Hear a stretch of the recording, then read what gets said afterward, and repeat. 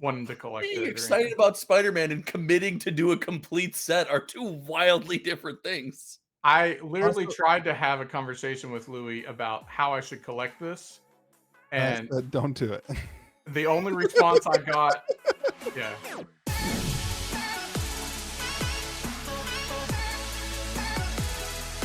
I mean, the So judge. yes, All right, let's do it. It's you. Me? Yeah. Welcome to May the Zoo be with you, America's favorite Magic the Gathering podcast. I'm, of course, joined by the only man who's ever been this handsome in this number of podcasts. He's setting a world record, and he's got a Lorcana pre-release and release to prepare for. Donald! There it is. yeah. That's all we need to know. There's the energy we love to see from Donald. I am, of course, also joined by the man who wants to zoom his camera in so close that you can see literally up his nose. His golf score is about the same as his IQ, Louis DeGeorge. It's going down, baby. It keeps going down. The more I play golf, the lower my IQ gets and the lower my golf score gets. It's I'm great. just jealous of your golf score. I just want to be jealous. And I am joined by a man who doesn't need to be roasted because his face mustache is doing it for him. Josh! Hey, man, I didn't want to look like I was 12. You're not winning. I mean, you look like you're 12. You look like a 12-year-old with a mustache. I got strict instructions not to cut all of the hair off my face. Your wife must be so mad at you. She hates when I cut my beard. I also hate when you cut Yeah, your beard. why for the do you record. do that? Because when I get too overweight and I really need to focus on my diet and hit the gym, I cut my beard because it shows how fat my face is, and it motivates me. I think you look not fat, but also... Yeah, we're going to go with this one. You're kind of stuck. You should have kept your beard. Well, what is up, everybody? Today we have a big day talking about Magic. We're going to talk about the Commander game changers and what that means for the world of Magic the Gathering. We're also going to speculate on Avatar, The Last Airbender, collector boxes and the products coming out for the next Magic the Gathering set. Then we've got some Lorcana, some sorcery, some Pokemons in Riftbound today. We're going to talk about Riftbound. So And One hopefully Piece. you are geared up and ready for a TCG conversation today. I want to start by telling you guys about an hour ago, I won a Commander Masters draft in the most epic way, and I wanted to share it with you guys. So Commander Masters draft, Josh, I know you haven't gotten that experience before, but it's a pick 2. You hate Commander. You hate Commander. What do you want from me? You pick 2, and then you pick 2, and you pick 2. My first pack, I got a Crater Hoof Behemoth and a Soul Ring. Then You didn't win a draft. oh wait, it gets better. Then so I kind of committed to green, and then as the pack was kind of going through, I started picking up some blue just because I was like, I like Simic, and we'll see where this goes, right? Pack 2, I don't remember what I picked, but second pick sent to me is a Maelstrom Wanderer, which is a green, blue, red cascade haste. How did they not like? All your creatures have haste 7/5. Why did they not just like hate pick So that? now I'm in blue. Now I'm in blue, green, red. Right? Yeah, which is what? I don't know. I open up my third pack, Cyclonic Rift. So you're So I built this deck that was Maelstrom Wanderer meets artifacts. Right? We play the game. I've got nothing. I have no. How did you manage to make Maelstrom Wanderer almost a bad deck? Maelstrom all the Wanderer blue meets Artifact? All the blue stuff I had picked was all artifact heavy, and then I wanted a bunch okay. of mana rocks so that I could cast Crater Hoof, and then I pulled the. Can you just pronounce it right once?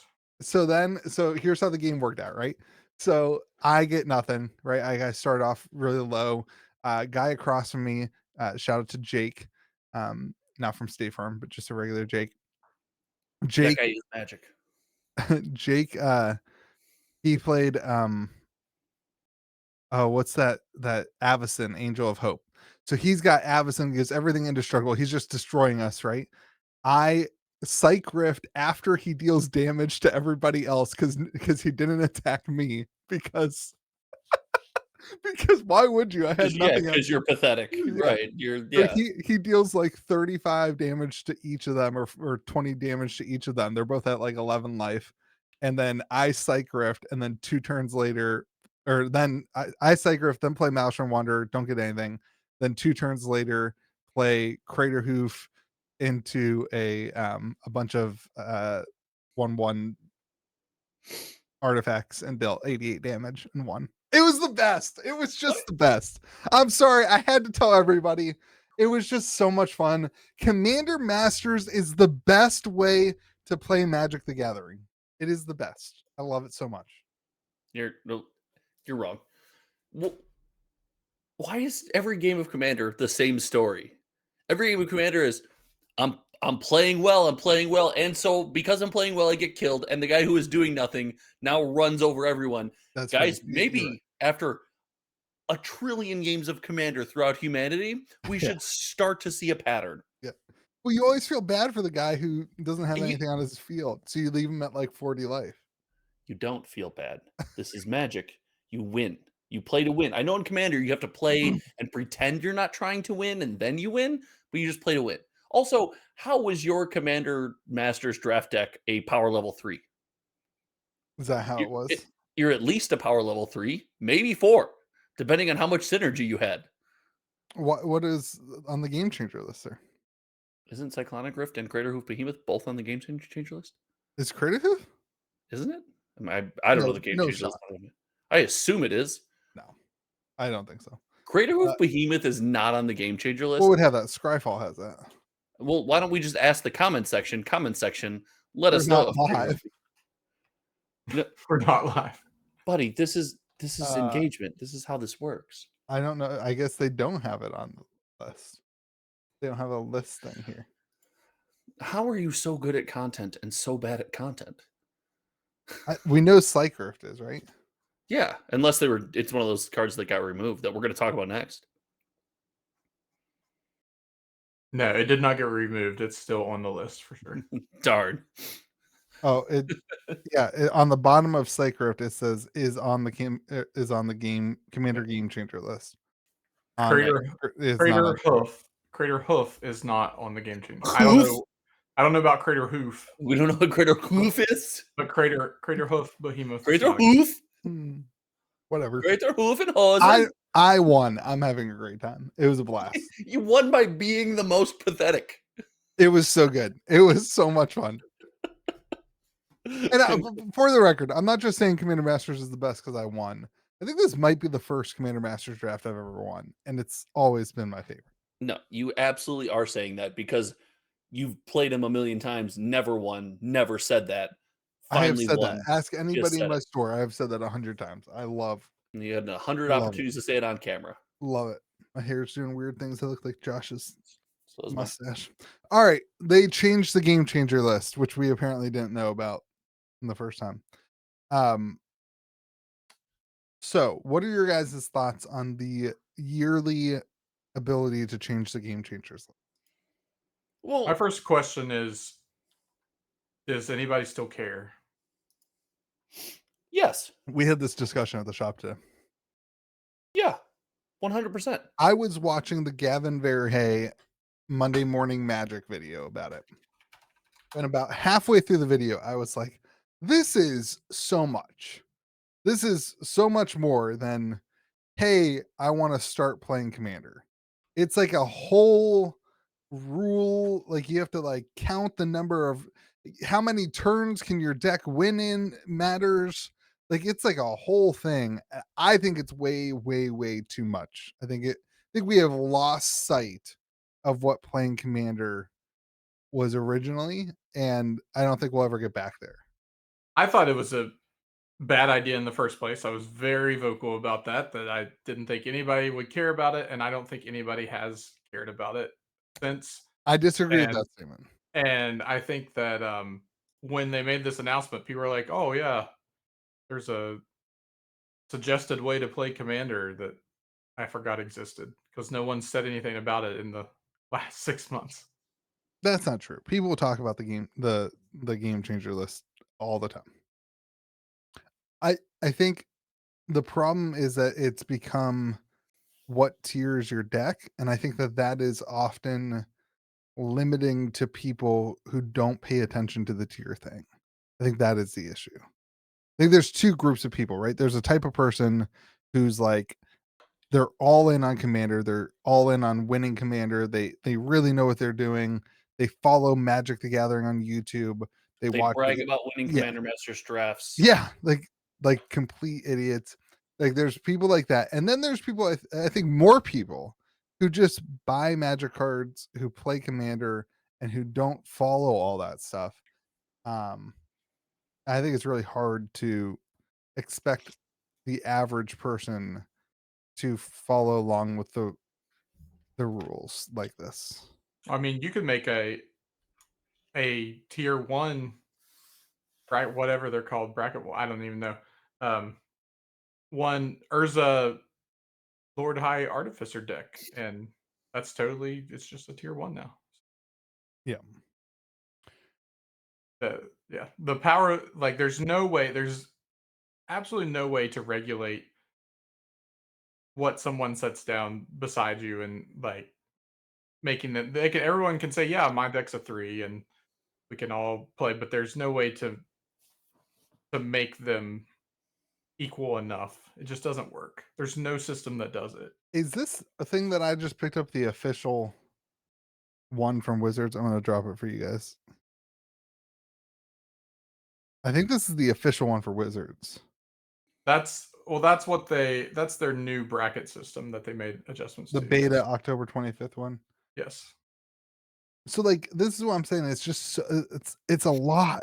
It's just a lot, isn't it? You Yeah. guys not agree with that? Yeah, and I don't Gosh, understand the addition of the deck can win in 4 turns, deck can win in 5 turns. That like who wants a bracket 2 commander deck to go 5 turns? Like that's crazy to me. I can tell you I've been playing Magic for a long time. I couldn't tell you any of my commander decks what the expectation to play number of turns should be. I think that's a lot. Um I I like that they're trying to set expectations. I think that's great. I don't think that this amount of text and amount of organization is helpful for setting expectations. I think the average person looks at this and it keeps them from wanting to play.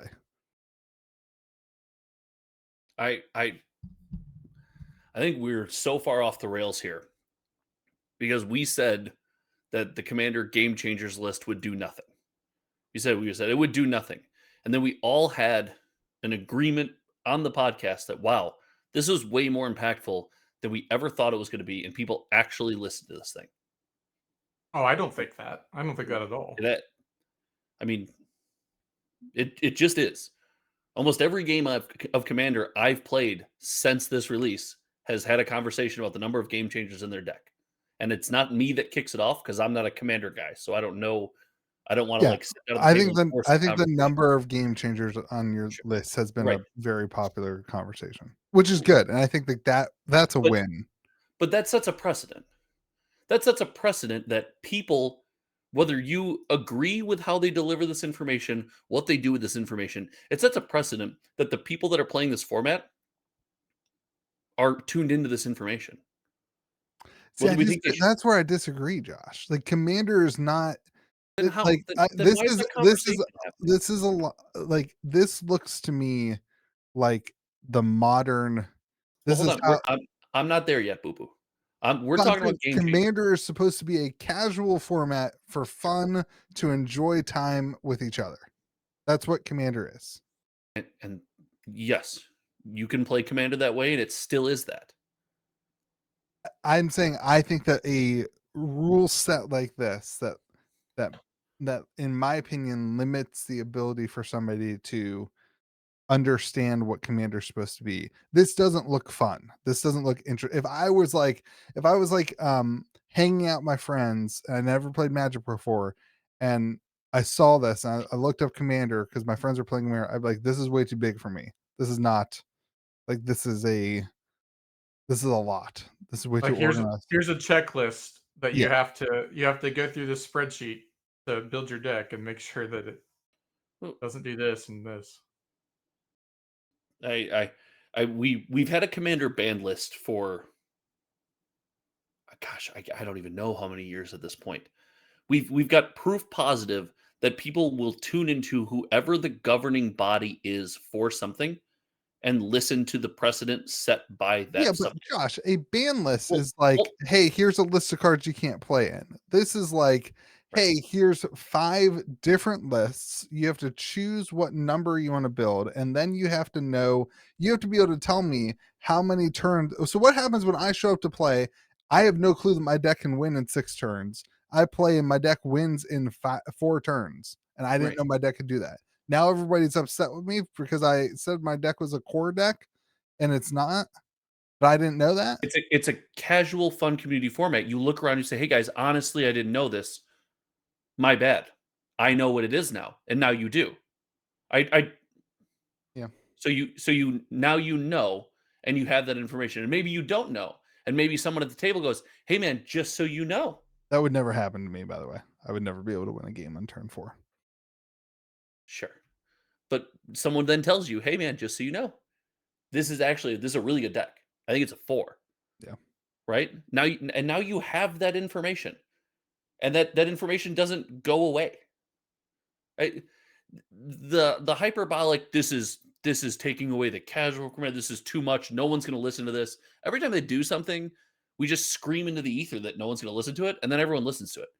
Like it, it's just crazy. And I don't have a regular game store, guys.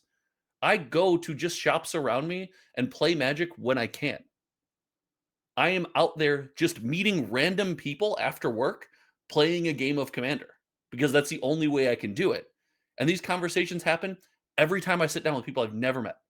Now, Every is single that without at fail. how much of those conversations are at game stores versus at MagicCon?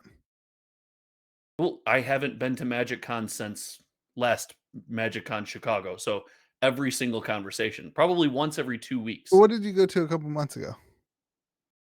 You went to something like that. Well, no, MagicCon was last February, buddy. You went to something else more recently, didn't you? No, No. I don't I can't get out, so I just stop by game stores after work when I get the opportunity. And there's one shout out Grogguard Games. It's on the way home. I head over to Nerd Rage. I get up to MinMax when I can, but MinMax is a little off the beaten path. Peter, change your location so I can stop by. But I'm telling you, these conversations happen literally every time I sit down. And I'm always told no one's going to listen to this. And they do. And maybe your community I'm in not your game saying my store community will know doesn't do that. people. That's not what I'm saying. I'm not saying my community doesn't talk about the game changer list. I haven't said that once. I'm saying that it from a outside perspective, this is a lot more complex than Commander used to be. And I think that that's a negative. Just like I don't like it when the government adds more rules to its people. That's the type of person I am. I I want I smaller think government. I want smaller Wizards of the Coast managing commander. I'm not a complicated person. I want to be able to do what I want with this my isn't gonna friends. apply to I the can person that tell it's gonna affect the most, this newbie that you're speaking about, this person who's super casual and try as you said, your words, trying to get into Commander, and now they have a list of rules to read. They're not gonna do that. They're gonna buy a pre-con, and they're gonna sit down, and they're gonna learn about this slowly over time. Just like people used to learn about Standard, and back when it was Type 2 and so Type you're saying 1.5 that over there's time. you're making the argument that there is no correlation to a player getting involved in something or a person getting involved in something if there are more limiting factors to that thing. I'm saying this will not affect the number of people that get involved with Commander, Okay, I because it takes you a while to just get there. disagree with that. Because when you get involved with Commander, it's not even a thing. This doesn't matter. You don't get It involved with is. Commander. It is. You're not a new player.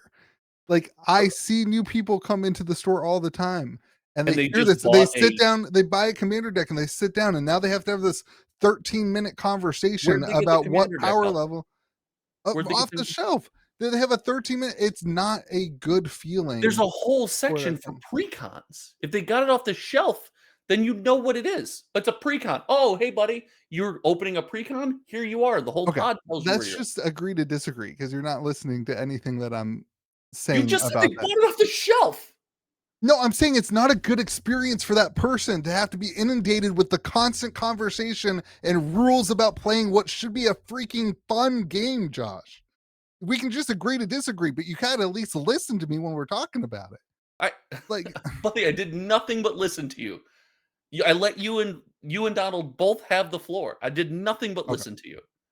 I my point is, I think that this is too much wording and too many different things. I like having an EDH, a CDH one, but I think there's too much going on what they are promoting and what they're advertising for it. That's my point. We can agree to disagree if you want. A easier way to do this, I think, would be to add numbers to the cards and have a, hey, if you are playing a 1, you can have a maximum of number of 10 in your deck. If you're playing 2, you can have a maximum 20. If you're playing 3, you can have a maximum 30. If you're playing 4, it's a maximum 40. And then they have a card list that has correlations to values. This is what Warhammer does. This is what a lot of the miniatures games do. I think that that would be much more simplistic for people to understand than, hey, it needs to play at least 7 turns, and you have to look at your deck and know how many turns on average your game's gonna last. Like, I just think it's That format exists, though. It's called Canadian Highlander. well, I mean, they're in charge of the game, right? They could just do that, couldn't they? I guess they could, but I mean, like, Canadian Highlander is already commander that follows a point system, basically, So that's all it is. That's all the difference is, though. pretty much. Hmm. But, like, I mean, I got a new player playing commander, like, a month and a half ago. Brought a precon, sit down, have played, like, 5 or 6 commander games now, have never once don't even know that this bracket and game changers list and all that even exists. Never even heard of it because no one has brought it up. I didn't bring it up because I don't care. I don't even know what's on the game changers list. Mhm. Like, and we've played with different people. They don't even know it exists. They send me lists of cards that I told them about EDH rec. I said, go here, look up your commander, find some cards you might want to add, and I'll see if I can, like, if we have some, send me lists of cards. No question about, can I use this, and this because it's on the game changer list. I mean, how does your new and casual player find this information without someone else telling them? Like, how do you stumble onto this information? Yeah. I don't think that like I think that's the majority of players that play Commander. They're coming into a store and buying a precon, but then they're going back home and playing it. Like, they're not necessarily always sticking around in the store to play, Right. especially with your universes beyond. Like, I come in and buy a Doctor Who deck. I'm gonna take it home and play with my Doctor Who friends. Right. Like, so they're never going to know about this game changers list or anything like that because I don't think that there's a way to communicate that to on mass players that aren't integrated in a game store. I think the game store is where these conversations are happening. And And that kind of makes a little bit more sense too, right? And I want to be very clear. I think it's good to have something to help people initiate a conversation on the power level that you're playing. Because before it was pretty bad, right? Like it was like, hey, what's the power of your deck? Everybody just said 7. Nobody knew what that was. Like that. I think that was just you that did that, to be but fair. but now I just feel like the conversation is so long, and to know what your deck does, like I think that that's a big ask from the average person playing Magic to know It's a exactly what big ask for me. to yeah, Like, yeah, yeah. I mean, I couldn't tell you what bracket any of my decks are. I haven't changed them once since this list came out. I don't care to. And I don't know how many game changers I'm running. I don't like they're just the decks that I built because that's the way I built them. Yeah, the game So changers part isn't what bothers me. Like, I get it. No, I get the wall of I text. I think get the it. game changers is actually good. I do too. I think that that list, if it was just that list, Yeah. and they said, you know, this many game changers per level, whatever, sure, that's fine. I get that. Win But like, conditions to be incremental, telegraphed on the board, and disruptible. The average magic person, a magic person doesn't know what that is. A magic person who's been playing in events all the time and who's been playing competitively knows what that means.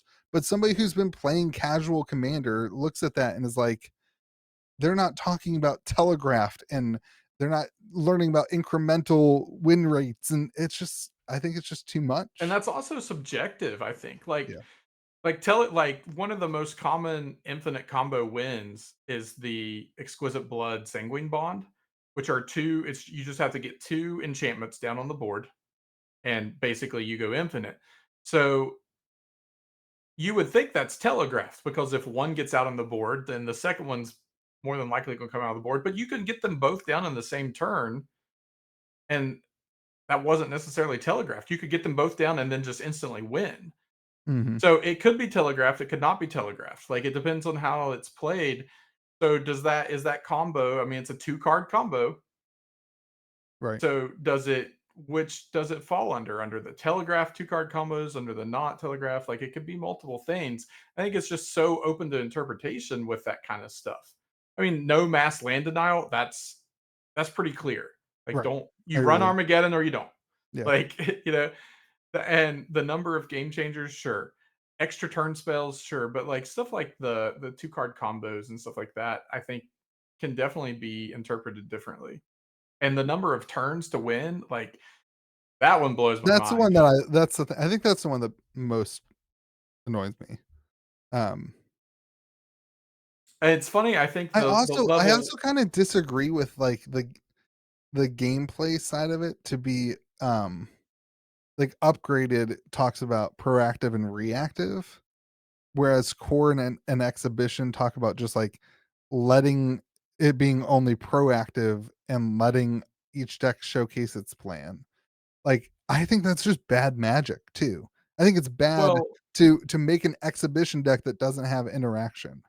and that's I mean, and that also depends on the play like of the like I have a mazes in deck that I don't care what else everybody else is doing. I'm just trying to pump as many gates out as I can and just win with mazes end. Like I'm not really trying to interact with other people, but it's definitely not a 2 by Right. any means. Like, I mean, you're running like scape shift and some crazy stuff like that. Like but it's almost like playing solitaire. You're not really worried about it. You're just ramping and putting out gates. So it's so subjective. And I think it's funny the bracket 1, they say like all these rules, but then there's an asterisk. An exception can be made if the deck is highly thematic. Yeah. It Like, it seems like what is that? they're trying to cater to so many different things here, including like competitive, and I just think it's too much. I like a lot of the idea behind it. Like I particularly like the idea of helping people have conversation to make the game be a better experience for the people at the table, especially at a store, right? Like you walk into a store, you've never played with everybody before. Hey, what's your deck like? You have some way of answering that. I like that. Um, I just think it's too wordy. Like I think there's just too many different things. But But it's the same scenario as your story when you walked into a local game store with a pile of cards to play standard. yeah, You had no idea that what standard was. It's the same thing. Your average person that bought a deck at Walmart and then added these cards and came in, they're not gonna know what this is, and they're gonna like it's just gonna be a not good experience for someone to sit down and play and then be like, "Oh, your deck's a 4 and I don't wanna play with you." And, like, yeah, and I think they had no that's a idea whole what nother. this was. somebody explained it to me that it's to help people who have bad personal skills talk about the power level of their deck. It's a way to set that up. I think that's great, but I think it also turns into a negative experience for somebody who didn't know that their deck could do something that happens. Then you're in the middle of a game and somebody's mad at you because you did something that was more powerful than you thought. But anyway, In that example, if you have that person that you did something that's more powerful than you thought, and you say, "Whoa, check this out! Didn't know I could do this," and that person is legitimately mad at you, probably don't want to play Commander with that person again anyway. I agree, and that's why my game changer commander brackets is people instead of like Yeah, levels. I have a ban list. There are Like, people I play with and people I don't play with. Yeah, well, there's all of these scenarios where it's like this now this person's mad at you or they're ostracizing you at the table. Like, okay, now I know who not to play. If someone comes down and sits down and they play a CDH deck and they just spent $5,000 and have never played Commander before, and I let them know that, and they're like, oh, my bad. There's no reason to be mad at anyone, and if I'm mad at them, I'm a bad person. Like that's crazy. yeah. I just whenever there's somebody who I know is going to be super sweaty at the table, I just target them, and then I die. But then I at least made their game harder. So, but the biggest thing I don't like, the second biggest thing I guess, is that it's teaching them to make a worse deck in the exhibition and core. Like the no reactive plays in the first two levels. I think that's dumb. Like I think you should be able to you It's shouldn't have actually to let each deck showcase its plan. You should make the best decision when you're playing the game. You should have interaction, and more commander people should play interaction. It's really frustrating when everyone's just building this whole thing and everyone's just sitting there doing nothing. Drives me nuts. I don't necessarily agree with that because when Just before this came out, like the universal system was the 1 through 10 that the command zone came out with. And I purposely built decks that were like a level 4 or a level 5 and like I wanted lower powered decks that were fun to play that I intended to play more turns of. Like I didn't want the game to end. I wanted it to go long. I wanted a long game.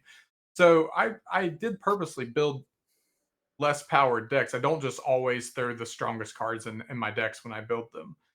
Um, there are people that do that. There are people that every deck they build, if it's in white, it has Smothering Tithe. If it's in blue, it has Cycler Rift. I You mean, I know, think like the overwhelming majority of people when they build decks don't always build the most hyper optimized goldfished CEDH deck version of their deck. Mm-hmm. Like sometimes you just play cards you play Electrolyze because it's a card you like, not because it's the best in slot. yeah. I think it also makes it more complicated when you have multiple decks that you don't play super often, and now it's like I don't know. I think it's more complicated to play Commander now. That'd be my takeaway from the whole thing. But I think you just continue to play Commander the way you want to play Commander, and if people you're playing with don't like it, then find new people to play with. yeah, That's the way I see it. you should just play Commander Masters Draft. You don't have to have these conversations, and it's the best way to play Magic. Yeah, you drafted a 5 out there. The CDH deck. Let's skip the hybrid mana rules coming. Let's We're skipping that. sure. Let's go back to it. What are your I thoughts on it? thought we all just were. We all said this was dumb. Well, it's not actually happening. Let's be clear. Yeah. Yes. It's just that people want it to happen. People have been crying this for a long time. That if it's a hybrid white green card, I should be able to play it in my mono white deck. I don't know why, because it's a white green card. Right. But people have Isn't been that less intuitive? That now Yeah. makes Commander more difficult. You have to know, like, it's just not the colors on the card. Now you have to know all these little right, like because tiny the little card rules. literally is when it's a hybrid mana, it's literally split color, white and green. Like on Yeah. like the Right. card colors show me what color this is. Yeah, that's crazy to me. Yeah, Like, I don't understand why it's even a discussion. I don't know, maybe because it lets people play the cards they want more frequently, but I mean, the whole model of Wizards of the Coast is build. They don't want you to build one commander deck and power it up. They want you to build 40 commander decks, right? So you want to play that card, build a commander of that color pie. Well, and there are enough cards in existence now that you can find a very similar card. It might be Oh yeah, a mana more, or it might, do one less damage or sure. whatever, but you can find a card that is a not hybrid version of that card to use. I think Wizards, much more than the previous commander committee, is trying to be all things to all people and trying to appease all of the different things. Which doesn't ever work. Yeah, I think that's a big problem. And we haven't talked about this that much, but I think this is a repercussion of them acquiring the rules committee too, of like it's gonna be whenever you have a company that large dictating things, it becomes more complicated. It becomes more than the fan made, lesser organized experience that Commander was. And they have a different end goal than what the rules committee had. Like their job is to make a profit. And the Yeah. rules committee's job was to make a fun environment to play. So I mean, it's a whole different end goal there. Do you think that part of the goal of the commander brackets is to be able to sell optimized commander bracket decks? Oh, I think it's to I mean, let's be clear here. The whole reason that this takeover happened was because of the banning of their. Well, that is an assumption and not what they said. It's a very oddly timed takeover. They got death threats. I know. No, they did. We're not mocking people getting death threats right now, are we? I don't know if I want to be involved in that. I said they got death threats, and he needs to remember that. Okay, I don't think I want to be on that. That's what they said they were taking over because it got so heated that Magic players were sending them death threats. Right. That's crazy.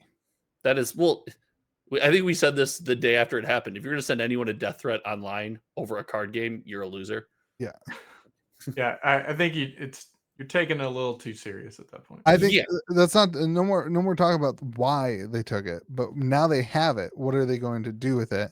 I can totally see them putting out a commander deck series that is like, hey, this is a 3. This is a tier 4. It also costs $275 per deck, and it is a pre-con. That's a steal for a Jumbo. Well, that's what people will say. Well, if I had to build this deck, it would be whatever. And like this is their way of getting into the singles market even heavier. So I think that's true, but the reason I think anything is different than you.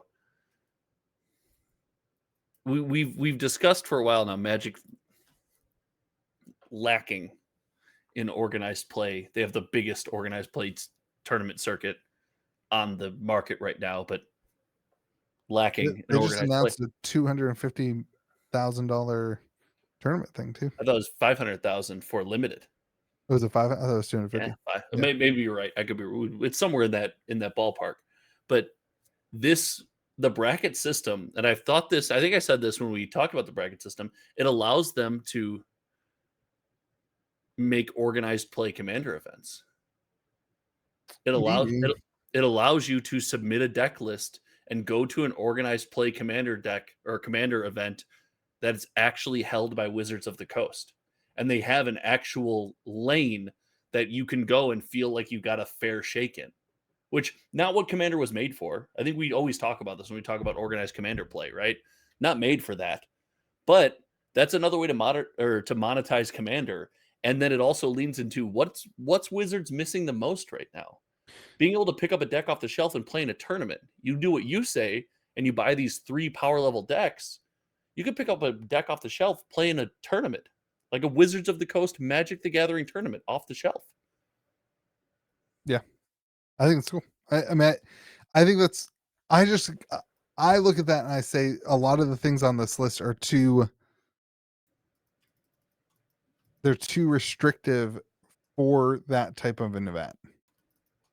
Like What do you mean? play it. So let's say you and I are playing in a tier 3 deck or tier 3 event, the upgraded. And Sure. you play a card or something happens on the board that allows me to win on turn 5. Now am I kicked out of the tournament? Is that now deemed I needed to know that my deck could pull that off? No, I think when they say win on turn 5, they don't mean like you've played on turn 5, you've played 5 shock lands in your 5 color deck and dealt 10 damage to yourself and been attacked by 3 other people, and I'm playing an aggro deck and I attack you all out and I do 13 damage which happens to kill you. I don't think that counts as a turn 5 win. I think they're talking about deterministic. I have an infinite combo that can go off by turn 5, and if it's not interrupted, it ends the game. Well, Right? I think those are two very ends. differently distinct turn 5 wins, right? The game ends as a whole, not like one player was eliminated on turn 5. It says to play at least 6 turns before anyone wins or loses. Players Sure. expect to play at least 6 turns before anyone wins or Is loses. that in the lowest power level? That is I would- upgraded number 3. That is the 3rd tier deck. Sure. And I think that could be fine. You have no deterministic win before that. If you sit down, I don't think there's a way to police, and I've never done the math. If you sit down with 4 hyper aggro decks that have the number of game changers equivalent, and you all happen to do 40 damage to each other, Mhm. right? Or you sit down with an aristocrat strategy where every time a creature dies, everyone loses 1 life, and you happen to play against 4 or 3 other token decks, and someone wraths. Mhm. I don't think that would qualify. Yeah, the game ends on turn 5, but that's not a deck that consistently wins on turn 5. I think there's differentiation there. And I think it'll have to be spelled Consistency out. is yeah. Right. And this takes you there. Yeah, I think yeah. I mean, I guess the point I was making was in a event like you were saying, like I think that makes it really difficult because what happens when somebody has an experience they weren't expecting after they've played it's round 4 of this tournament they've played in and they have this experience they weren't expecting according to the commander brackets. I think that's where it gets complicated. Well, I But mean, we're not there. So in fairness, also this thing's in beta, right? right. So maybe they find a better way to word that. Yeah. They should be more different wording.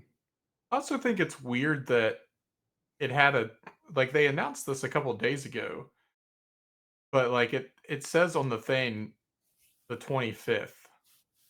Like, So that will be Friday right, or, like or Saturday.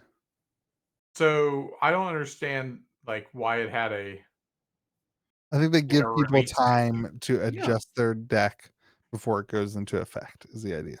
Right. Which is fine. I think that's good. I, I think I would like to see 3 tiers. One is exhibition level. The second is here's the list of game changers. And the third is CDH. And it's a whole different thing. So Right. the exhibition level is what? Because if level 2 is here's the list of game changers, is level 1 you can't use any game changers? And level 3 that's is already what level 1 is, yeah. No game No, changer. you have 3 tiers. In your system, level 1 is no game changers, level I think 3 so. is CEDH, level 2 is what? Just anything goes, any amount of game changers? Anything else. Yeah. So the second one would be a tiered system for game changers, which is pretty simple, right? You have your game changers and you give each of them the points, and you say, hey, you can have X amount of points as game changers. So it's a little bit more. The individual game changers have Yeah, but now numbers. you've made it more complicated. Yeah, I think so. Mm, Because now you have maybe. three Now it's every brackets, game but changer isn't just a worth 1 tiered point, and bracket. you can have 3. Yeah, you have 50 points of game changers, and you what is it I we think talked there about earlier? Cyclonic Rift is 20. I think there need to be more brackets, not less brackets. I think it's more complicated. God forbid anything good, but I think this change has been great for Commander.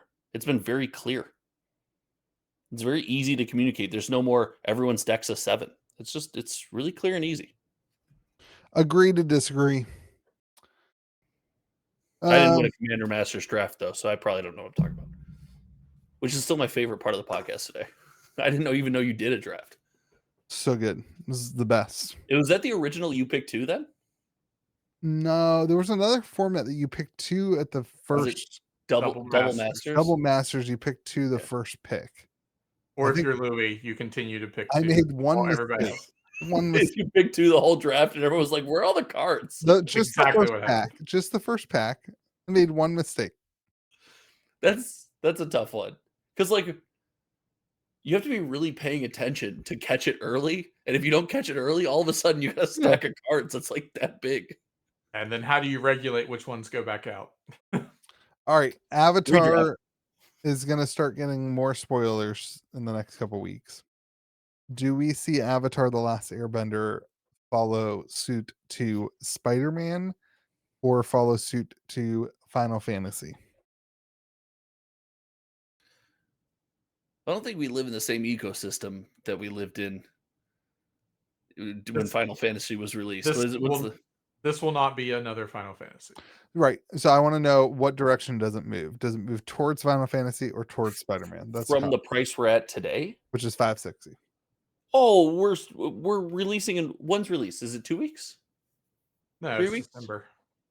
Yeah, we got like a month or something like that. Is that what it is? I Mhm. think we still have room to go down, right? So at release, it's cheaper than it is right now, I think.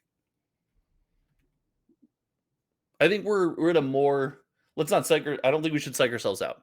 I think we're in a more normalized Magic the Gathering ecosystem where as you approach pre-release, prices go down, and then as a set hits, you see something like Wilds of Eldraine, Bloomburrow, where you have that bounce and you have the ability to skyrocket. Mm-hmm. I don't think we see a Final Fantasy where months out we're heading to 1K. Yeah. I agree. I don't think Avatar has the power that Final Fantasy did. And I think people are frustrated and a little bit afraid to buy heavy volumes of things right now. Yeah. I think you nailed that. I honestly think it's more the top 10% of buyers that are afraid right now than the bottom 90%. Which is great, because then the people that want it for the product that it is can get it at fair prices. Like that's the way this should work. Yeah, that's a healthy ecosystem. Yeah, I think the way this always should have worked. I think that's good too. Like I'm stoked that people don't want Spider-Man, because then I can just pick it all up for nothing. The only a disagreement I have with that statement is then you open nothing to get nothing. Or you just buy the singles. Yeah. But like you get to have fun. It's my Streets of New Capenna, right? You weren't getting money out of these boxes back here, but I really liked all the cards and I was playing them all over the place. So I was excited to like have them. Do you know what I mean? Yeah. And every once in a while you open something worth some money. I just liked it. So you got people opening it for that reason. Now it's not that extreme. These boxes are not, $100 boxes, on Amazon, but I think you have more of the, I'm opening this thing for fun. Been sleeving up my Spider-Man. Is he doing a complete set? Lou, are you helping him with this? No, he's not helping me at all. Wow. What have you? Read your text. Literally got a card in, immediately texted Donald and asked him if he wanted it, like 5 seconds after it came in. Look at him roasting me on the podcast with hearsay. Sold him a box that's still below market price. Last week, for now. Josh said one thing about, I should have picked up a Venom card, and you're like, I opened a foil one of those. I should have given it to you. I didn't know you were doing a full set until literally right now. Yeah, this is the first convention with either of us. I haven't said anything about me like being excited about Spider-Man on this podcast, or like wanting to collect it. Being excited about Spider-Man and committing to do a complete set are two wildly different things. I literally Also, tried to have a conversation with Louis about how I should collect this, I and said, don't do it. the only response I got, yeah, all I got was, "Oh, it's gonna be nothing because it's stupid set, so you might as well just pick your card." As he walked on by, I was like, "Okay, great talk. I'm glad that." I I mean, don't. luckily being tied to a game store, you can hopefully get a lot of the commons and uncommon stuff without having to pay TCG player shipping and all that stuff. Like you can get a good amount of them buying them off your local store. I I placed 3 orders yesterday. Wait, do you actually go in the computer system and place the orders? Yeah. Yes, Yes. because I'm having to ship the cards, and I hate when people Yeah.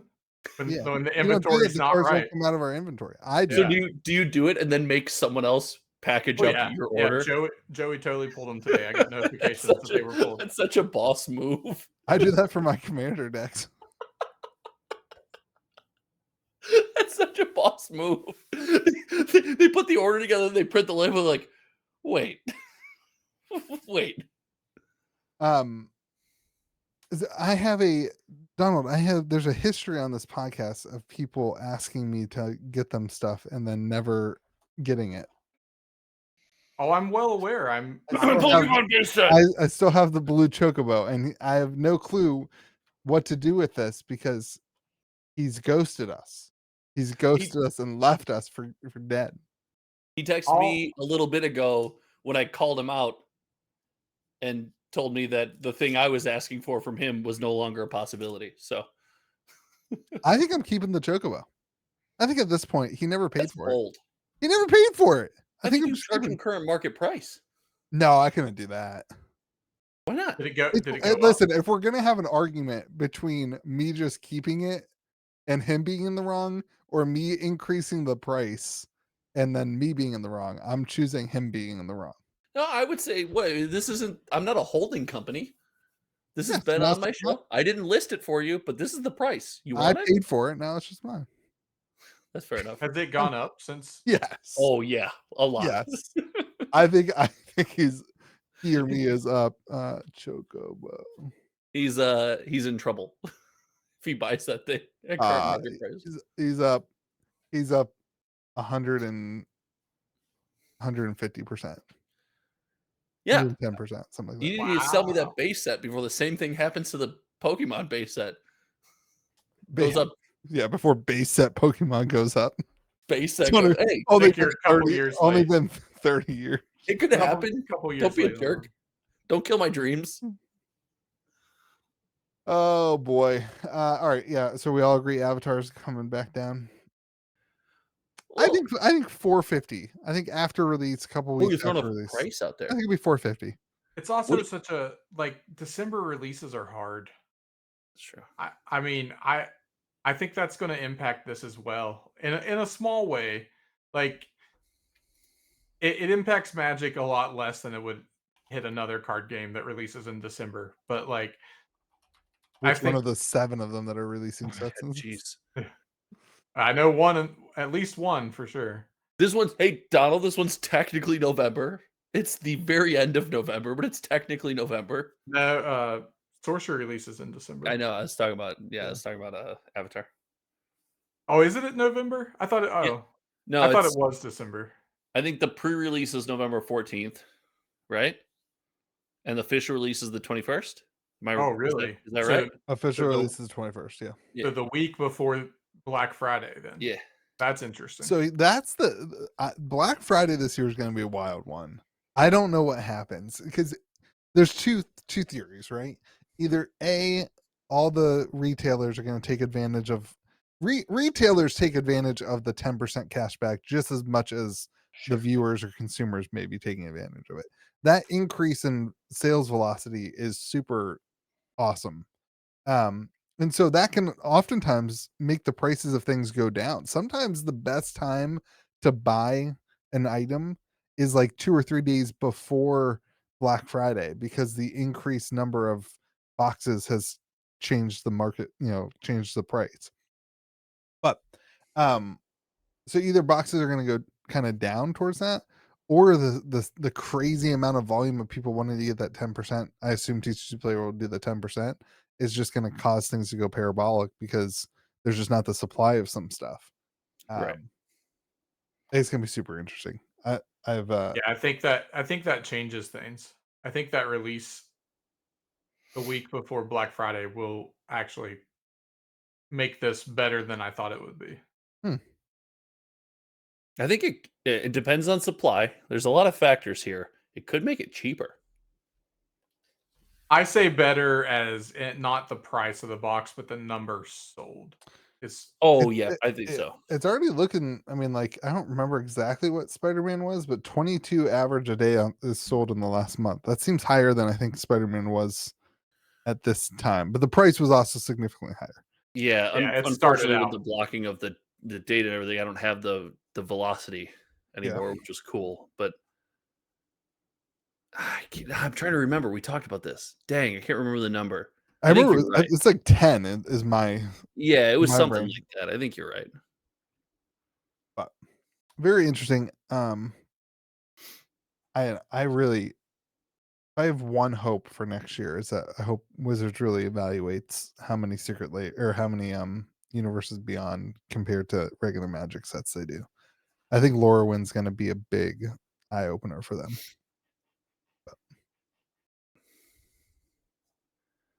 Here's my biggest fear with that, because I agree with you. I want to be more excited about Magic, and for that to happen, I need more than what is it? 2 not universes beyond sets or whatever it is. I Yeah. need more sets than that. But 3 of I the 4, but They've yeah, already said that 3 of the 7. it'll be 6 sets total in 2026, right? They the said 7. 7 sets, 3 of And them are universes or within. sorry, I'm talking about the following year. I'm talking about I don't know about that. I don't think they said the following year. Did I they thought not they only say? said the year before. I thought they said it would be 7 this year, but it's gonna be 6 the following year. But Maybe. anyway, That could be because they pushed they Lorwyn pushed and right, that which is what made it 7. So my point is, I think that their goal is to do, like, 3 and 3, half and half. But here's my fear is when you line these things up behind the scenes, us, especially the three of us on this podcast, we're gonna look at Spider-Man as been like, meh, not a great set, fellas. Not a good time in Magic, not the best set in the world. And Lorwyn's gonna come out, and all three of us are gonna be like, this is the epitome of what a Magic set should be. And behind the scenes, when you look at the numbers, I wouldn't be surprised if the Spider-Man sales dwarf Lorwyn. That would not shock me. I don't know. I don't know I how I think feel we about will that never statement. know that information, but that to them, Sales if the thing that we're most excited about is beaten by the worst version of Universes Beyond, I I would think say it's bad. I would say initial sales, that's probably true. But I think over the next 2 years, you're going to see hardly any Spider-Man sold at distribution. Like I think it'll be a big deal in my opinion. It'll be a very big surprise to me if distro restocks Spider-Man play boxes in the next couple like often in the next couple years. Simply put, I think a lot of stores are going to have Spider-Man play boxes for a while because of the current market price is basically below distro price.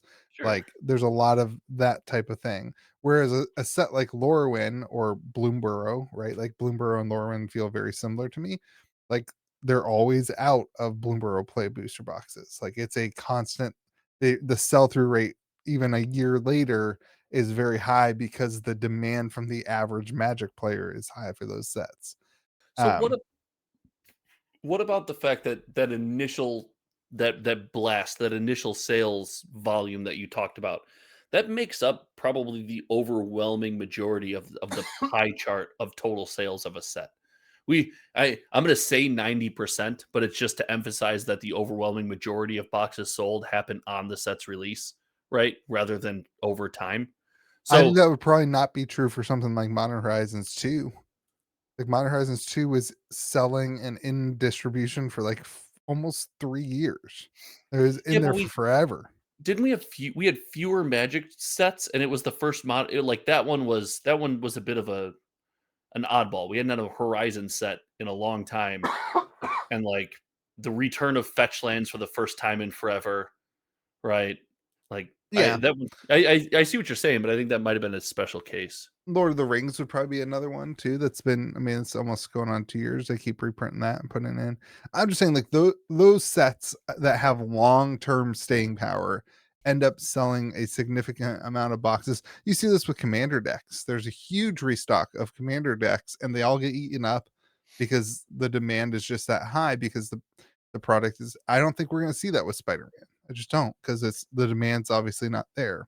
Right. And we want to see that with Lorwyn, but the question is, do we? Right. Yeah. I have trouble comparing Lorwyn, as excited as I am about it, to Modern Horizons 2 and Lord of the Rings. Like, I have trouble putting it on that tier. Yeah. I mean, I think that's fair. I think it's probably more like Bloomburrow, which Wilds of Eldraine, and these are all sets that are sold out at distribution all the time Yeah, because the I wouldn't be demand for them are surprised really if high. Spider-Man sold more than Bloomburrow, though.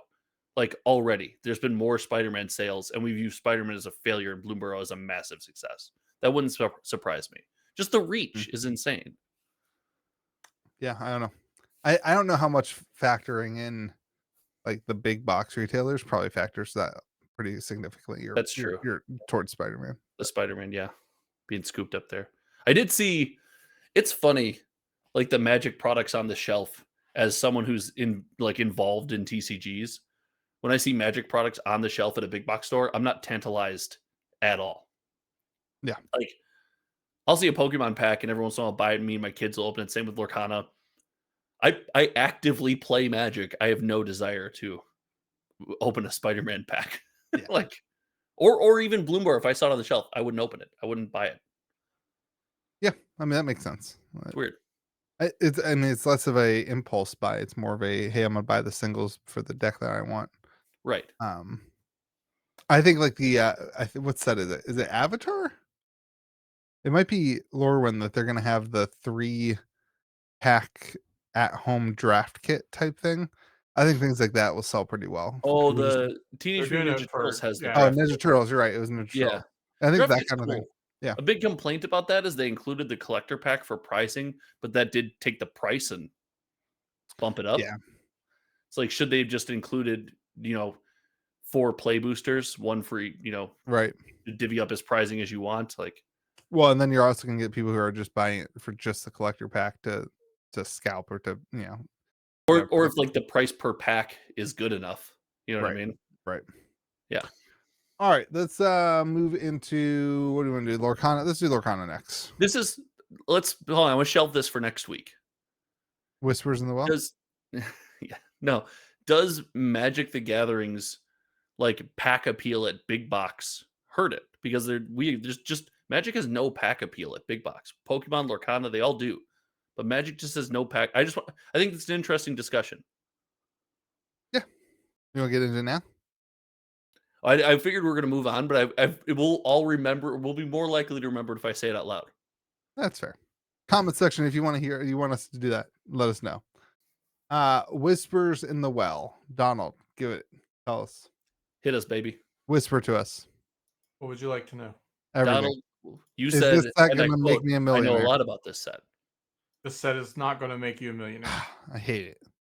I think you did before that statement. But Is it going to be more or less popular than Fable? I don't know how to answer that. Fable seemed pretty good. I think Fable was pretty popular. Yeah. This is definitely going to be probably the highest power level set that we've seen in the history of Lorcana. Spicy. The cards are powerful.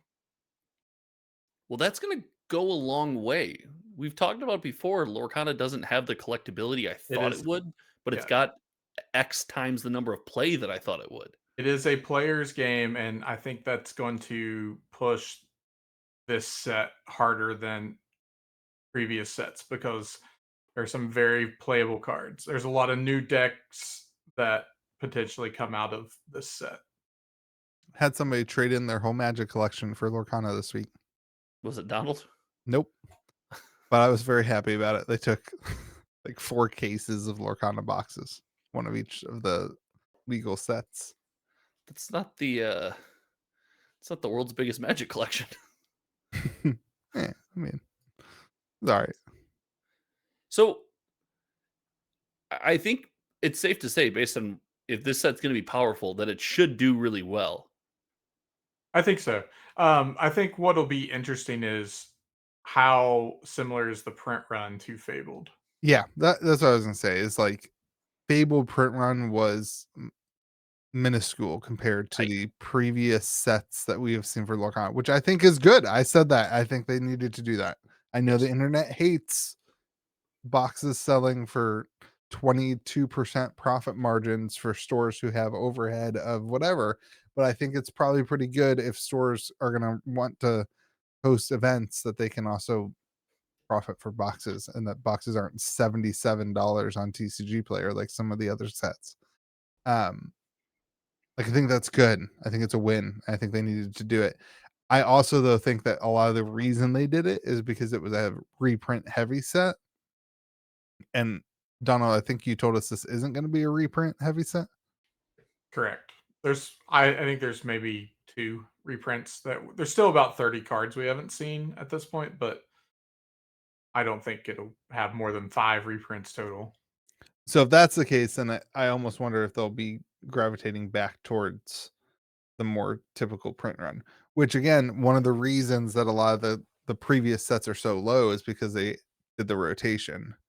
Um, but Yeah, yeah, and I don't know, I think that that's weird though because the iconics that would change like the pull rate on an iconic if the set was printed more than what like Fabled was. wouldn't change the pull rate; it would Yeah, change the change the supply. number of them Change the available. number of them that Yeah. like in the ecosystem.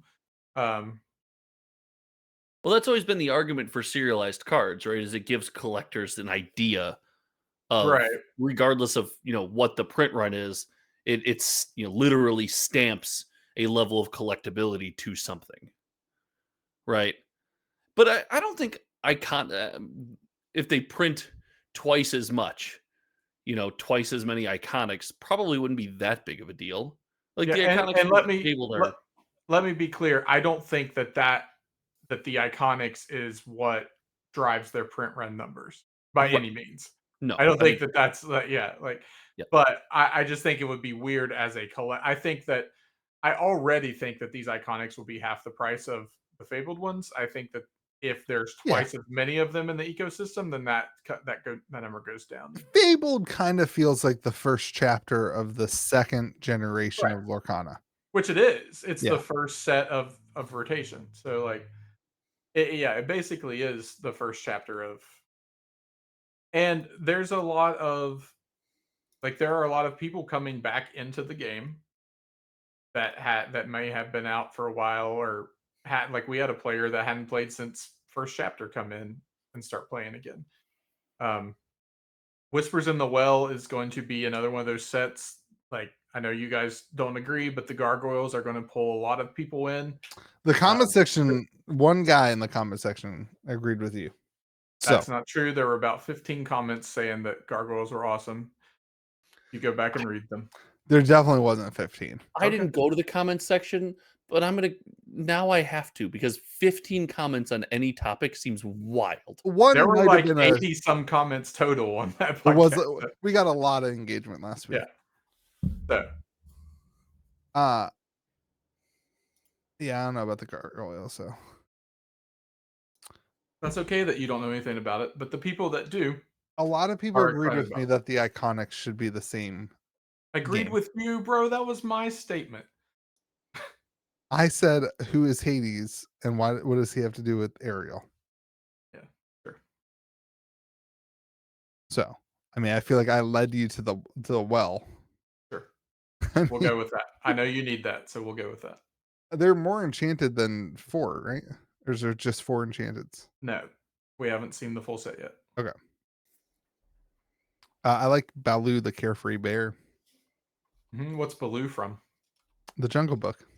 Wow. It's right here, everybody. If you're looking at the screen, Ah, I would not have been able to say that. I knew it was a Disney movie from my that childhood. that that's a fair assumption that That's when he goes, the bare necessities, right? yeah, I that know is that song. I couldn't tell you what that movie's about though. about a The Jungle boy Book? raised by the jungle. Makes sense. Kind of basically Tarzan. I've heard that first chapter boxes are going up. Is that accurate? Couldn't tell you. Haven't looked. I'm Somebody sure. told me that today. Yes, from 2:30 in September to 3:50 or 3:50 today in October. Yeah, I mean there was a restock in September, which brought everything down, and then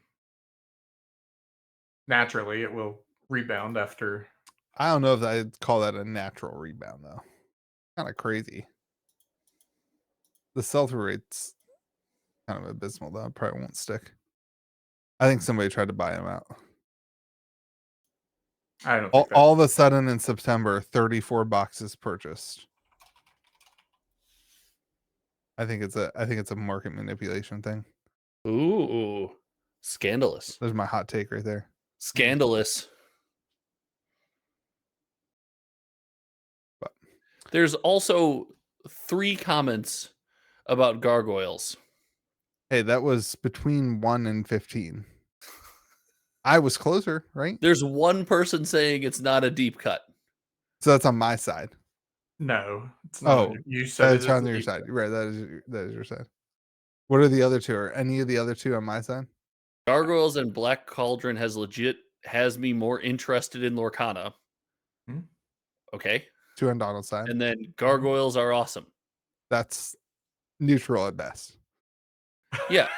I don't know where you got your numbers, but they are welcome on this podcast because that's how we do things. And I'm a fan of it. I'm here for it.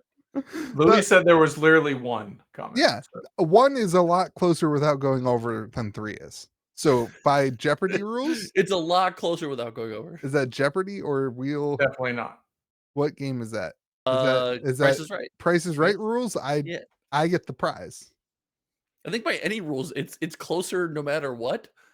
But I'm still with Donald because I like the way we do numbers on this podcast, and I approve of what he just did. I'm here for it. I'm in. Speaking of numbers, Riftbound. Oh baby. We might not have enough time to actually talk about Riftbound. But, what do you guys think about Riftbound? Comes out in A a week. It's gonna be a wild release. It's gonna be just like Lorcana first chapter. Gonna be people I- scrambling to get boxes. They're gonna oversell on the internet for twice MSRP. Like I- it's gonna be the same experience. Disagree. Hard Yep. disagree with what you're saying right now. I think that already happened. So how is that not the same thing then? Because I think it's already I think that window already passed and now we're on the downslide already. Really? Yeah. I mean, like before anybody even had boxes, that like the hype is already dead. I think this is one of those games that people pre-ordered in the middle of the biggest TCG boom ever. There's another game that happened in the pandemic where there was a new set that came out and people pre-ordered for outrageous amounts of money. And those boxes are currently worth. Josh, you got one to throw?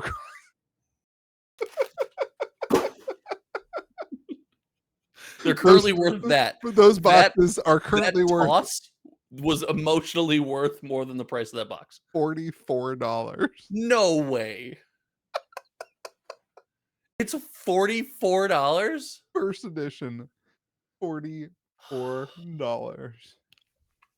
Oh my god. Oh boy. I could still be updating price data. Thank God that era of both of these channels died. That was not Those good. were pre-selling, Donald, for $650 at pre-sale. Yeah. And I bought a lot of them. I bought a lot for me at the time.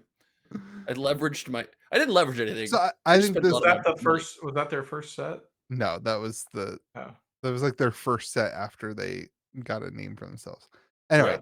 I think that's what happened with Ripbound. I think like that was the game that was announced in the middle of like the big boom, and I think a lot of people hopped in. Uh, I don't know. I think you're gonna see a lot of supply come to the market on release day when stores get their product and that kind of thing too. I should clean my office. I don't want that garbage in the middle of my floor. I mean, I hope that that's true. I hope there are enough boxes to go around for the people that want to get them. That's the way it should be. The way a game should work. If you want to pick up packs for a game, you should be able to do that without having to grossly overpay. This is where Riot being involved could help Yeah, this is where because they don't have a handle on. We've seen this with other companies that get into the TCG space, right? They don't have a handle on managing their print runs.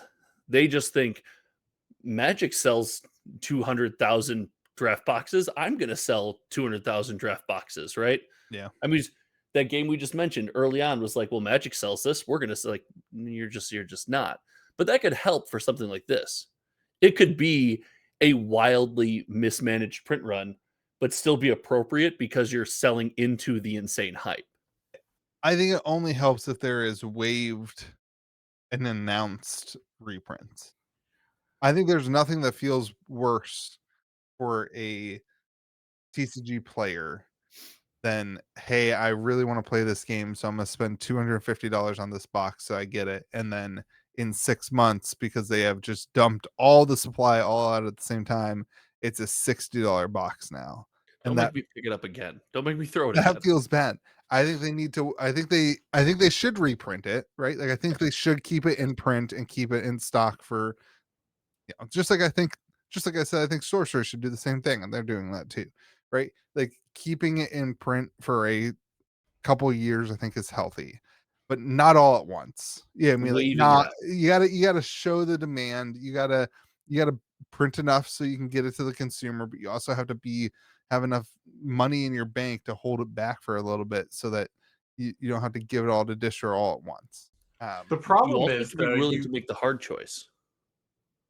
Which is what You have to be able to eat the unsold product if it turns out the demand isn't what you expect. yes. And just you lose on that. Yeah. Right? It's for yeah, the because health. there's not enough time to react to like you can't wait to see what that initial demand is and then print to order. Like it's just they just have to guess and Well, print X amount of boxes and then go from we there. don't know about the printing process yet, right? We're not sure if it's Are they when you printing deal in with a company Japan? like Riot Games, are they contracting printing out? Do they own printing? Are they Pokemoning this thing, right? Do we know any of that? I Because if think they our own it, I think our assumption previously has been that because a they are a Chinese company, correct? Right? yes.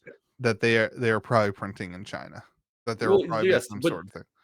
it's different than does Riot Games own the printer that's being or a subsidiary or do you know what I mean? A child company there Yeah. own the I would printer because then you can I would prioritize printing your stuff. assume I would assume whoever UVS prints their other stuff with is because that's what they're using UVS for is to Yeah. distribute the Yeah. game. Like I think so, you're I think you're I would likely as- I would assume whoever UVS had like that's those relationships they already have. They're just going to leverage, but their UVS is printing this at a much higher rate than any of the other games they've ever printed. Like this is a big scale project for them compared to everything else. Yeah. So right. But if they have that priority, my point is it could be easier to say than it would be for Magic or Lorcana or say anyone that's going to one of the public printers Magic maybe notwithstanding because they got the relationships and the big bucks and everything like that. But it's easier to be like, hey, emergency, we do need another round of this. yeah. We can have it out in 2 months on the street than it is if you're printing at everyone else's printer. Now you're backed up behind everyone else, and you're not. Who are you going to bump? You're not going to But bump the them. harder part there is if it is being printed overseas, getting it to the United States is now much harder than it was before. Yeah. And the So, tariffs. And the more uh, talk of tariffs, yeah, so that puts a delay on things too. So it's not just printing time now. Like that's got to be calculated in there too. right.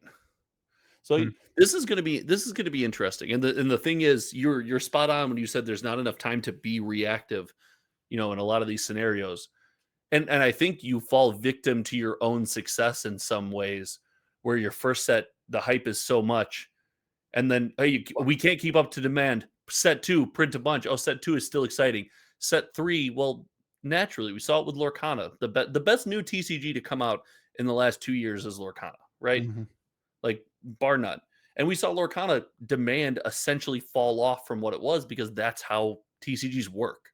Like, you get the people who are Well, in for the hype, and yeah. not So everyone sticks around. I think it's a mixture. Like the phrase demand is it's such a hard one because the demand is dictated by the supply on the top 10%. I think the top 10% of buyers.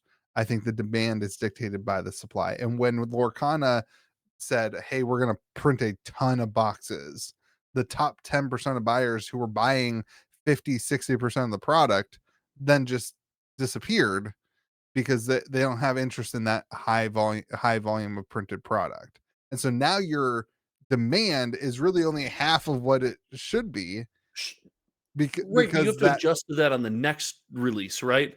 And then you have to right. slowly hone It's that just in an because impossible. as you then scale down, some of that top 10% comes back in, right? But that's the balancing act that you have to Yeah. play, and you have to be willing to play that game of ping pong, that back and Yeah. forth until you narrow in kind of your lane. And that's hard to do It's if you don't impossible. have printer priority. And you get what I'm saying is you get cannibalized by your own success. Yeah. "Hey, we underestimated this, we need more of this." Can't. Our next set is at the printer right now using up that time. We need to use our time to print that next set.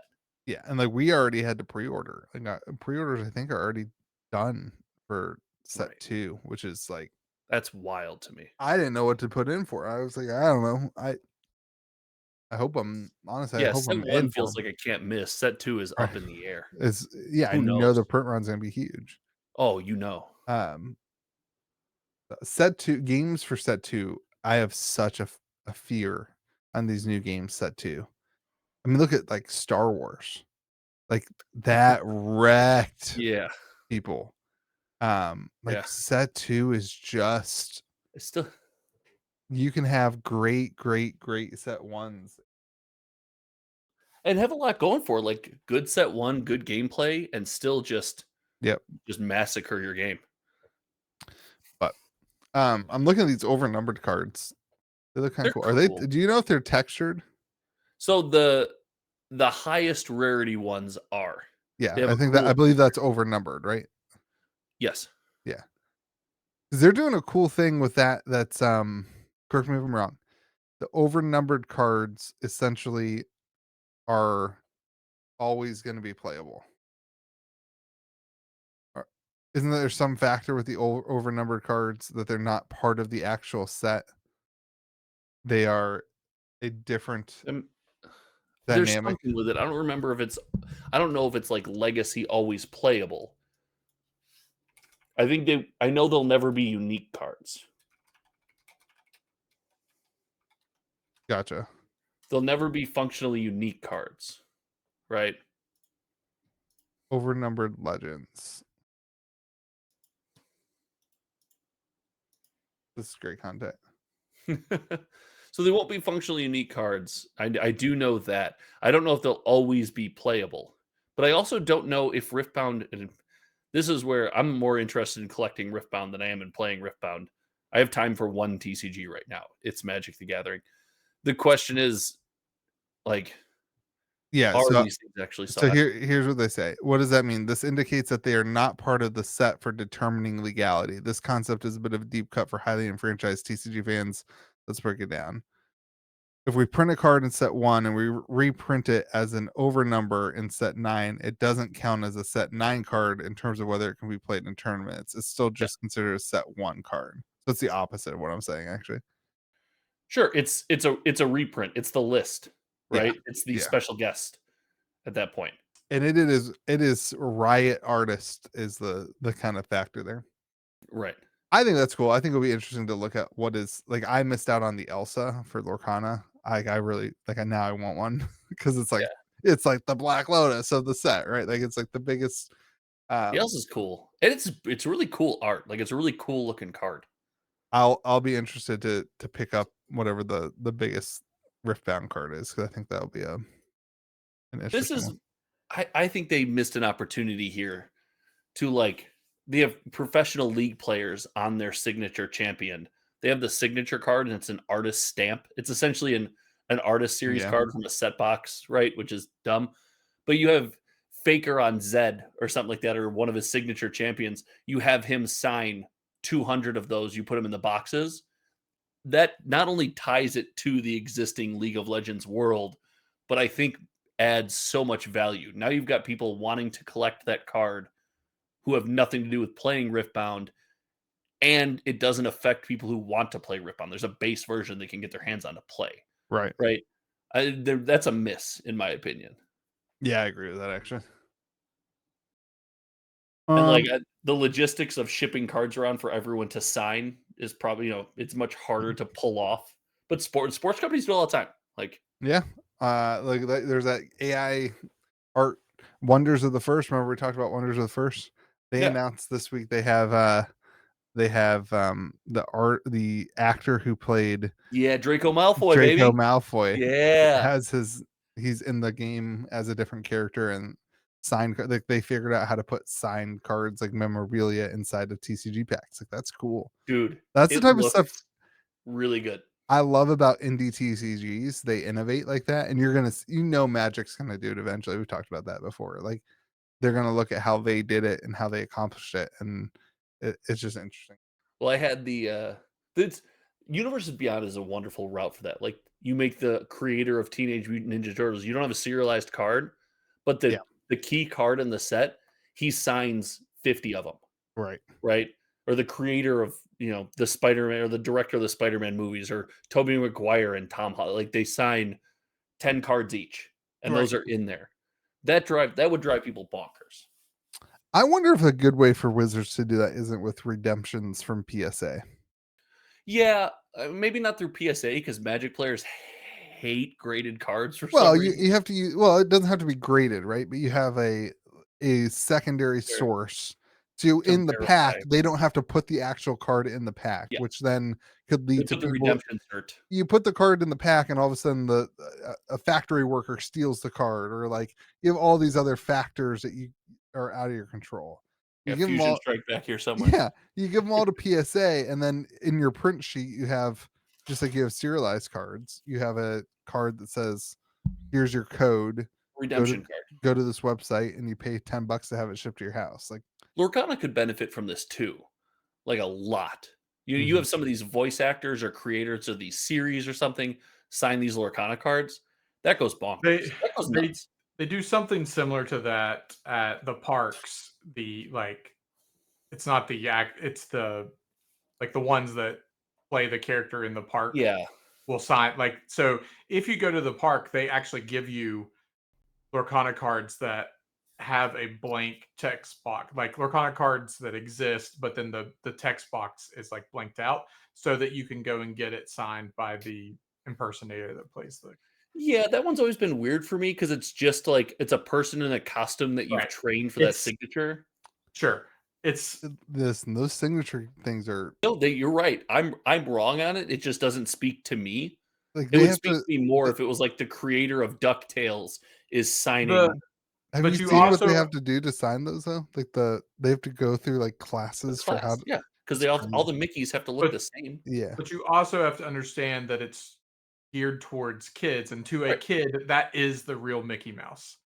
No, Like, no, totally. so, like, it's not for It's the not, adults. for the record. It's not for the adults that live in their mom's basement that want those. Like, it's I live in my own basement, jerk. oh, sorry. I wonder if you could take I if you could take all of the Lorcana signed cards and put them in who they belong to, if they belong more to kids or adults. I think they're supposed to belong more to kids. I think they Like belong more to I adults. said, Yeah, it's I'm with Donald. designed. They're It's supposed to I be. designed. think they belong more to adults. Yeah. Here's Don't want some, to get the Disney adults mad at us, so I've here's always some thought that's weird. I I'm excited to go to Disney World one day because I think my kids are gonna go nuts. And not that's excited. exciting. Not You're not excited. excited. You're not excited to see that joy. No. He doesn't. I am. I'm excited to see doesn't that joy. I'm Here's not the thing. excited for me at My all. kids get excited about things that aren't going to Disney World. The They have, rides are also subpar from what I remember. yeah. Like as far as roller coaster rides, like fun park rides, the Disney rides are subpar. They're not great. We went to Disneyland when they were a little younger. It was fun. I like amusement parks. I just Yeah. don't like. I don't know. Water We'll parks see and how it goes. amusement parks are tough though. I will do it with a great attitude and be a great dad and do it, but I don't think my kids are going to be that excited about it. I think my kids rather hang out and play Minecraft. My daughter would go nuts. I mean, she's in the Disney phase at 3 years old right now though. So Yeah. like her birthday party theme was villains from Disney. So My kids are obsessed with Minecraft right now. that dude, I'm going as Jason Momoa from the Minecraft movie for Halloween. My kid that's is, going to be the hardest costume to pull off in the world. my wife is what's his face? Steve. Steve, Yeah. Jack Black. My daughter decided all this. Sure, And she did. one of my daughters is a ender dragon, and I think one of them is going as a creeper. I got asked to go as Jafar. Nice. Last year I went as Goofy. They always, my daughter's always picking the tall, goofy-looking characters. Like, that looks like my dad. Donald, what are you going for as Halloween? I'm gonna turn off all my lights and hope nobody comes by. You don't give out Oh, candy on Halloween? boo. Oh, the heck? You Everybody don't give boo out candy Donald on in the Halloween? comment section. What a terrible take. What? I can't afford to give out candy. Have you Oh, seen the price I of will, candy? I Oh, will no, don't Amazon do you that. some candy. Don't What the do hell? that. Give out Don't. candy, you weirdo.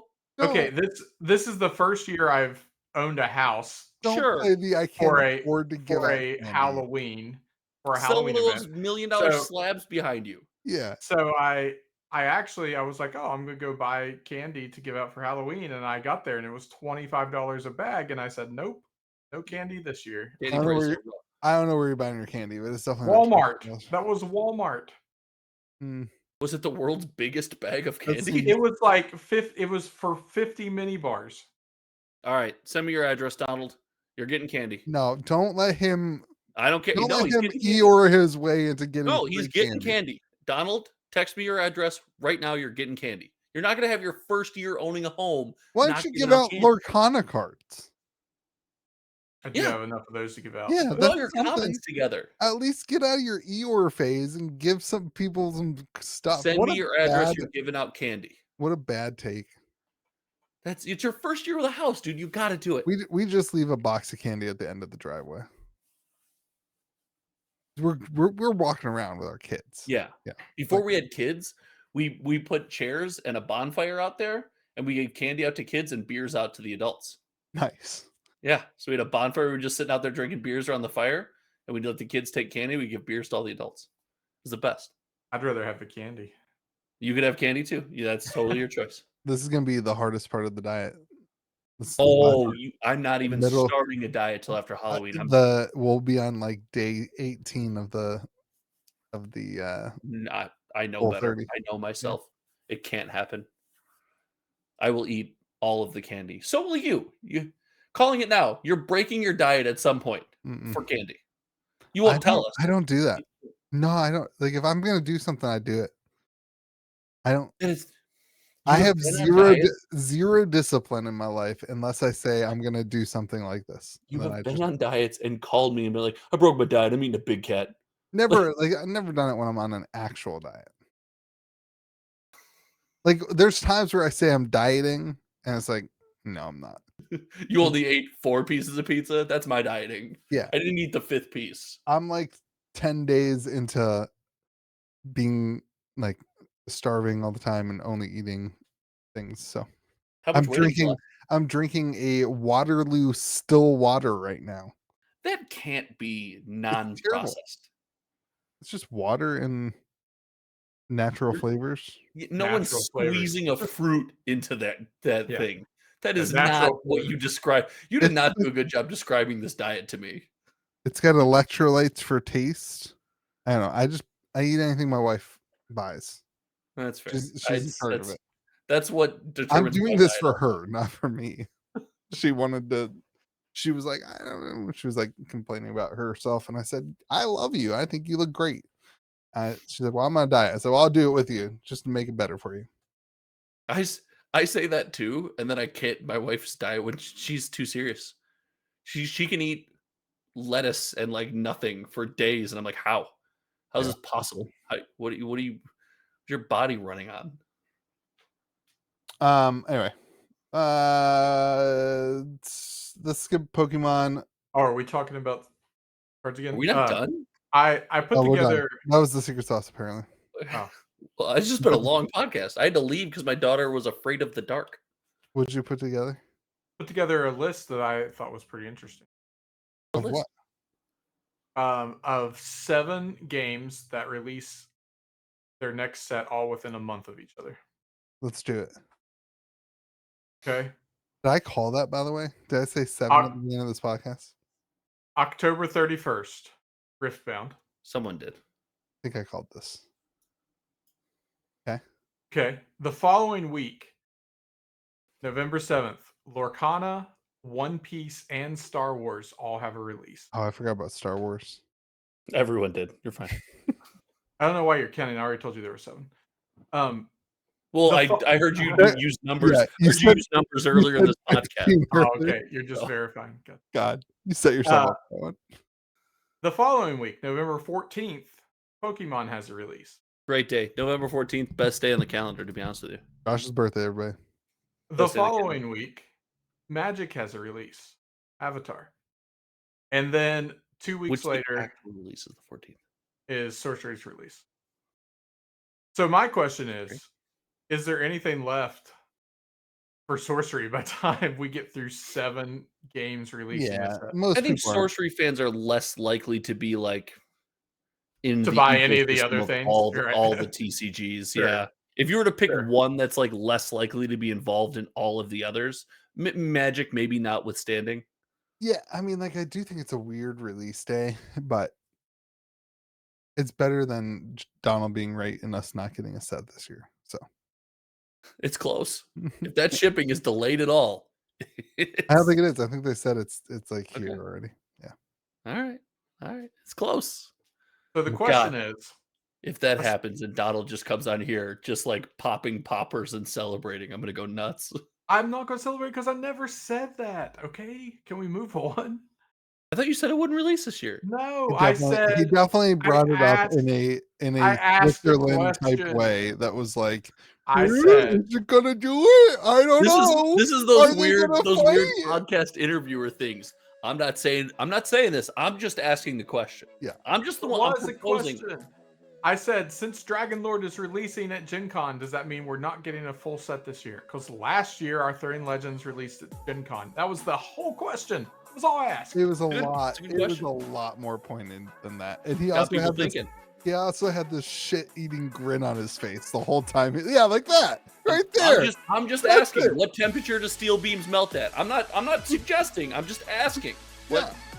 Yeah, he had this grin on his face. He was like, "I can't wait for." It was a the good thing Louis- grin. It was a good podcast. I can't wait for the thing Louis loves so The- much the to be defeat on ruined. Louis' face when It you was asked that just question a question. was awesome. It's just a question. It was was a good like question. it was like the ultimate gotcha moment for him. It was the one that people want to know. Yeah. It was the question people really want to ask. While we're talking about sorcery, this is now the sorcery segment. We were last week. The Timestamp in the comments. Time So- seven. what Good call. did they do with the cards? The swap. The cards. swap cards. I didn't know this, but they had a whole video series out where they played games with the swapped cards on stream and built decks, and I think that was a really cool use of the swap cards. So shout out to them, and I'm sorry I didn't know that. It was posted 12 days before the podcast. That was 12 days late on my news. But it happened at Gen Con, right? Like, People gave the cards at the conventions at a couple different things. they didn't actually play the deck at Gen Con.